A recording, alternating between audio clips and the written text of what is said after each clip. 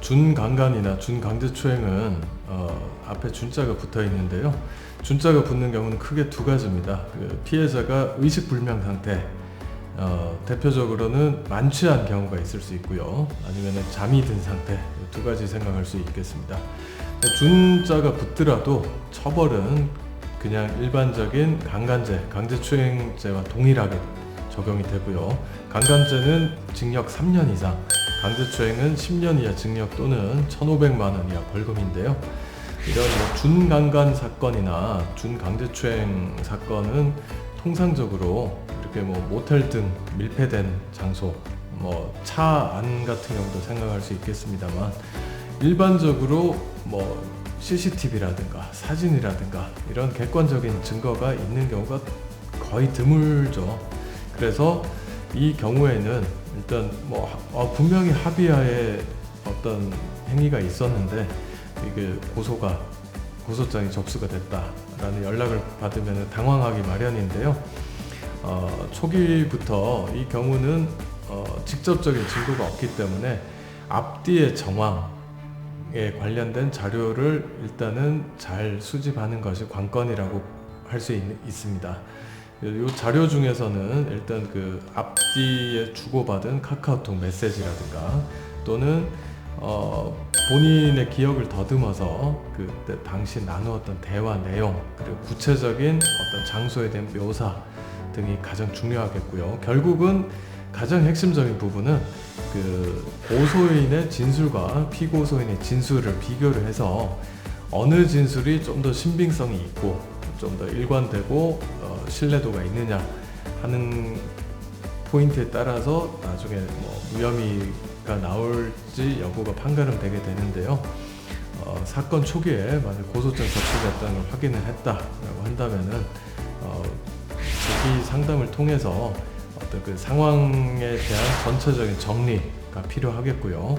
그리고 경우에 따라서는 모텔 입구에 있던 CCTV에 포착된 장면 확보, 그리고 주고받은 메시지 등을 통해서 적극적으로 무혐의를 소명할 만한 약간 간접적인 요소라도 차근차근 준비하는 게 일단은 초석이라고 할 수 있겠습니다.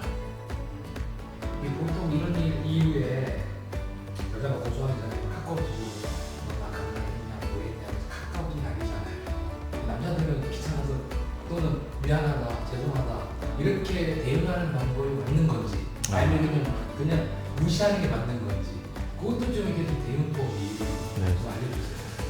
알려주세요. 기본적으로 원래 어떤 친분 관계가 있다라고 한다면은 보통 사건화 되기 전에 너 어젯밤에 나한테 왜 그랬어? 라든가 사과 안 하면은 고소하겠다 이런 문자나 전화가 이루어질 수 있는데요.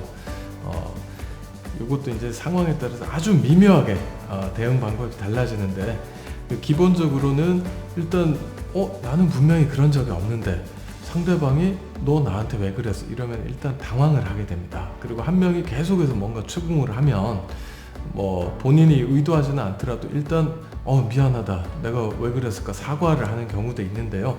만약 본인이 생각을 했을 때 결백하다라고 한다면은 문자 메시지를 통해서 사과 또는 어떤 잘못을 인정하는 것처럼 보이는 대응은 하지 않는 것이 현명한 방법일 수 있겠습니다. 덧붙여서 어떤 경우에 있어서는 사실 형사 사건화를 막는 게 최선인 경우도 있을 수가 있기 때문에 이 구체적 상황에 따라서 나뉘는데요. 어떤 경우에는 사건화 되기 전에 용서를 구하고 아예 고소가 이루어지지 않게 하는 것이 최선일 수는 있겠지만, 이 사건화를 막느냐 또는 아니면 이게 하지도 않은 잘못을 사과를 했다가 나중에 유죄의 책임을 덮어지느냐 갈림길에 있을 수 있기 때문에 신중한 대응이 필요하겠습니다. 상대방의 어떤 이의 제기라든가 이런 문자 메시지 등을 받은 경우에는 즉시 답변을 하지 마시고 전문가와 상의를 해서 대응 방향을 결정하는 것도 어떻게 보면 사건 전체의 흐름을 위해서는 가장 최선의 방법일 수가 있겠습니다.